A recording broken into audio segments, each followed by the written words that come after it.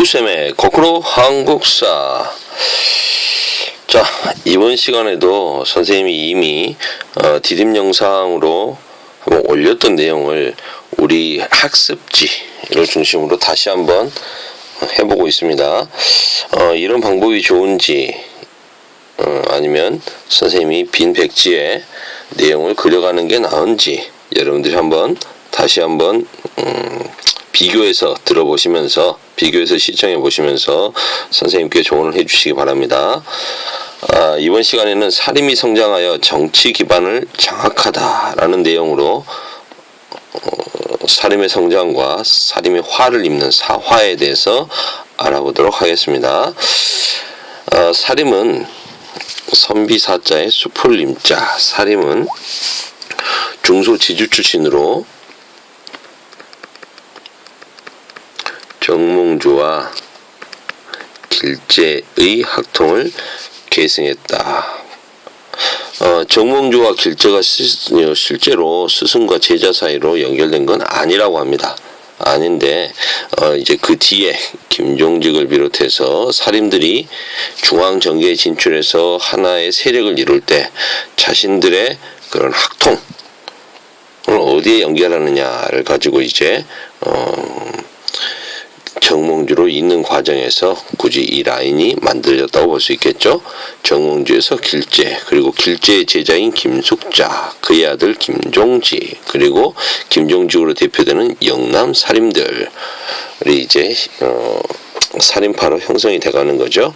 이들은 왕도 정치를 추구했고 향촌 자치를 강조했습니다. 이들이 이렇게 향촌 자치를 강조한 이유가 있죠. 조선은 신진 사대부들이 세운 나라입니다. 사대부들이 세운 나라인데 이 신진 사대부들이 온건파와 급진파로 갈리죠. 고려 말에.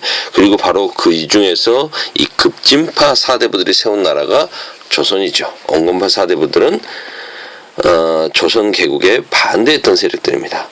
그들은 낙향을 해서 고향으로 향촌으로 돌아가서 이제 거기서 학문을 닦고 공부한 사람들의 정몽주도 그렇고, 정몽주는 온건파 사대부로 개국에 반대하다 죽은 거고요. 제거된 거고, 길제 같은 경우가 대표적인 거죠. 고향인 선산, 지금의 구미로 들어와서 내려와서 제자들을 길러낸 거 아니겠습니까? 이런 세력들이기 때문에 이 사람들은 향촌에서 나름대로 세력을 키우려고 했습니다. 자신들의 세력 기반을 다지려고 한 거죠. 그러니까 향촌 자치를 강조할 수밖에 없겠죠.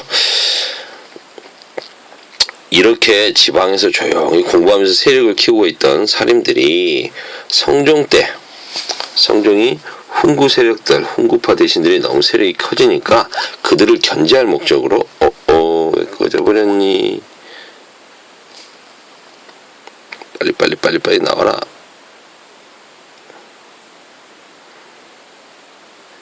빨리 나와. 예. 훈구 세력을 견제할 목적으로 사림을 대거 등용합니다. 지방 사림을 대거 등용하는데 바로 그때 김종직이 떠오르게 된 거죠. 주로 3, 4등의 언관직에서 역할을 수행합니다. 그렇다면 3, 4가 하는 일이 뭡니까? 예, 관리들을 감찰하고 왕에게 이렇게 직언을 하고 하는 것들이죠. 그러다 보니까 훈구파 대신들에 대해서 전하, 대신 아무개가 이런 일을 벌였습니다 라고 이렇게 자꾸 그들을 견제하게 되는 거죠. 이렇게 함으로써 훈구파와 사림파 사이에서 어느 정도 힘의 균형, 세력 균형을 이루게 됩니다. 당시에는 이렇게 훈구파와 살인파의 세력 균형이 결과적으로는 새로운 살인들이 들어와서 나라에 생하려고 하는 각종 편찬 사업과 우물 정비에 자신들의 학문적인 지식들을 쏟아내면서 어느 정도 국가 발전에 도움이 됐다는 생각이 듭니다. 그런데 이 살인파들이 훈구파를 계속해서 비판하자 이제 훈구 세력들이 과 사이에서 갈등을 보이는 게 되죠. 특히 연산군 같은 임금. 자꾸 꾸지노.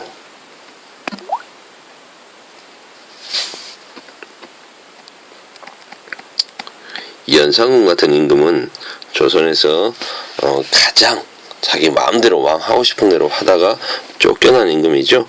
연산군 같은 임금은 왕권 강화 과정에서 바로 이렇게 자꾸 바른 목소리를 내는 살인파들이 싫었을 겁니다. 뭐 꼭 살인파만 공격한 건 아니었는데 이 사람 같은 경우에는 그래서 무오사와 갑좌사 같은 일들이 벌어지게 되죠. 그 뒤에 중종이 다시 이렇게 연산군을 몰아내고 중종 반정이 일어났는데 이 중종 반정으로 떠오른 인물들, 반정 동신들, 얘들 힘이 너무 세.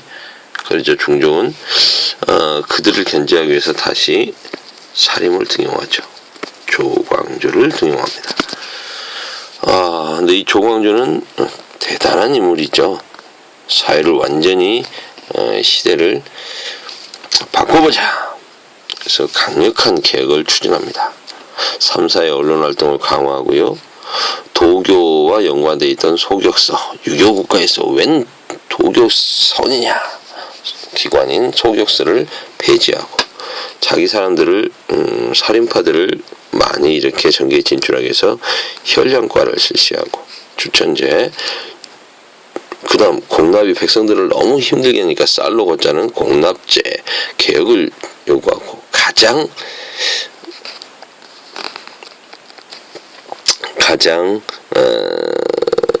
반정 공신들 훈구파를 자극한 건 위훈 삭제죠.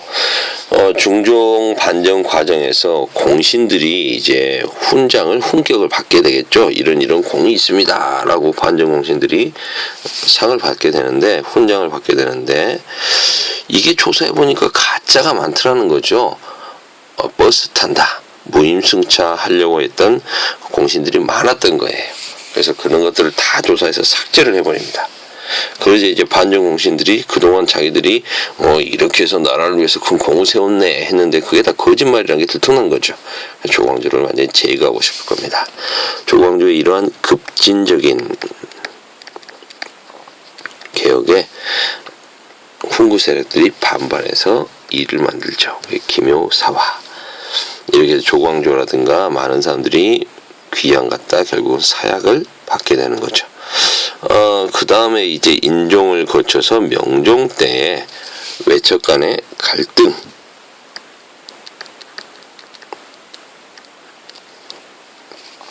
외척 간의 갈등 과정에서 을사사화가 발생되는데 여기에도 일부 사림들이 또 엮어져 가지고 피해를 보게 되는 거, 을사사화입니다. 이렇게 살인들이 화를 입는 걸 표로 한번 정리해 봤는데요. 살인이 화를 입었다. 사화. 아까 무오사와 갑좌사화는 연산군 때, 기묘사화는 중종 때, 을사사화는 명종 때라고 했습니다. 한번 순서만 알아볼까요? 무오라 갑자기 윽하고 죽었어. 을사사화. 무오라 갑자기 을하고 죽었어. 무오사화는 그 순서는 방금처럼 좀 재밌게 외워보시면 될 것 같아요. 무오사화는 연산군, 무오갑좌사화는 연산군의 왕권 강화 과정에서 일어났다고 했습니다. 하나 좀 살펴보면 무오사화는 다른 말로 선비들이 화를 입어서 사화라고도 하지만 역사 때문에 화를 입었다라고 해서 사화라고도 부릅니다. 왜 이런 일이 벌어지게 되느냐? 김종직의 제자 김일손이라고 하는 사람이 사관이었습니다. 근데 이 양반이 이제 자신의 스승, 이미 돌아가시고 없는 자신의 스승 김종직이 썼던 조의제문을, 의제를 추모하는, 초왕 의제를 추모하는 글, 이걸 이렇게 사초에 넣었던 거죠. 그런데 이게 이제 임금에게 보고가 돼서 살인들이 화를 입게 됩니다. 도대체 이게 뭐길래 왕이 죽었다고 해서 중국 왕이 죽었다고 애도문을 쓴 게 무슨 문제냐라고 하시겠지만 초왕 의제 같은 경우에는 초나라 항우에게 죽임을 당한 어린 임금이었습니다. 그렇다면 누가 생각납니까? 예, 어린 임금 단종을 폐위시키고 왕위를 찬탈한 세조가 떠오르죠. 그렇다면 연산군에게는 자기 조상을 욕하는 게 될 겁니다. 이걸 핑계로 삼아서 자신에게 잔소리를 하고 있던 살인파를 제거하고 왕권을 강화시키려고 했던 거죠. 그래서 이미 죽고 없는 김종직은 부관 참시를 당합니다. 이미 죽어서 관에 들어가 있는데 관을 열고 목을 잘라버린다는 거죠. 사지를 절단하는 겁니다. 그 다음 연산군의 어머니 윤씨가 사약 먹고 죽게 되는 과정을 연산군은 모르고 있었는데 이제 그걸 알게 되는 거죠. 알게 되면서 그것과 관련되어 있었던 훈구파, 살인파일 것 없이 대신들을 다 제거를 하면서 왕권을 강화시키려고 했던 사건 갑자사화. 이때는 살인뿐만 아니라 훈구파 대신들도 혼납니다. 바로 그게 이제 김경필 같은 사림이 귀양을 가게 되고 정여창 같은 사람은 김종직의 제자죠. 이런 사람들은 부관 참시됩니다.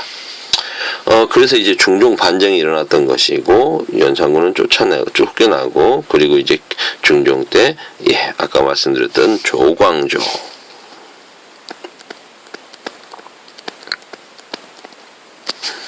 등이 이제 급진적인 개혁을 추진하다가 이제 쫓겨나게 되는 사건, 주초위왕 사건.